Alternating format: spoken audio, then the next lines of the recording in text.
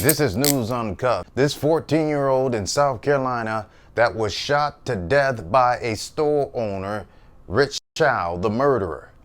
Something is missing about this, an important part of this investigation of this whole incident, and it starts with the son who seems to be invincible.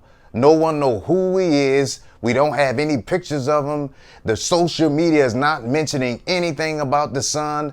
Even the sheriff department, their Richland County Sheriff Department. My question is, what kind of an interview and investigation did they deal with this son who ran after the 14-year-old with the murderer who shot the 14-year-old in the back? Now, it turns out that it was a lie that this 14-year-old was stealing water out of that store.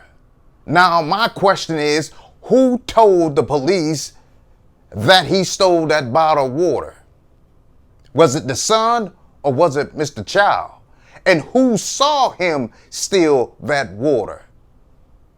Where was the son in that store when they claimed that this 14-year-old, which come out to be a lie, stole the bottle of water? Was it Child who saw him or was it the son who saw him? And where was the son at the time when they claimed he stole that bottle of water? And where was Child at when they claimed he stole that bottle of water? Did he ever in fact have a bottle of water? And if he had a bottle of water, at what point did he steal that bottle of water for them to claim that they ran after him because of the bottle of water? So since that was a lie from the beginning that he stole a bottle of water, which he did not, then why did they run after him? And who initiated, who approached this 14-year-old first? Was it the son or Child? Something tells me the son initiated this whole thing.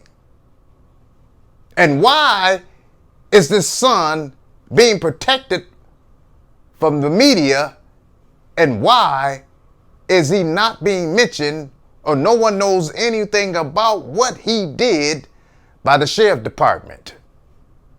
But I tell you what, ladies and gentlemen, boys and girls, it's going to be a long summer and a long life ahead if we don't get this together and change this whole narrative and mindset of how we deal, communicate, and process crimes and killings in our neighborhoods, in our communities, and how it is processed and given over to the police.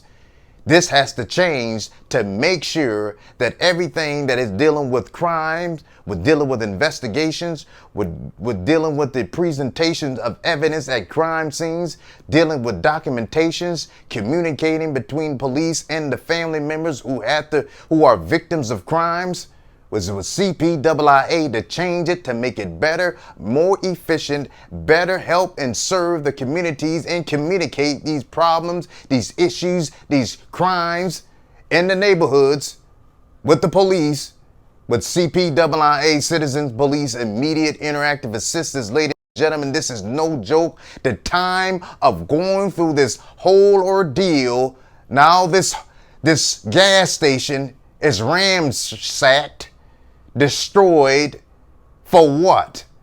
That doesn't prove anything. It doesn't solve anything.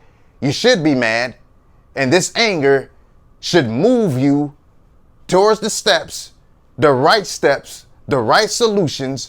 the right way to make sure that 14-year-olds, children, can go in the store and leave a store. As a matter of fact, build our own stores, but that's a whole nother story. And be able to live life to become productive men and women that they were born to be.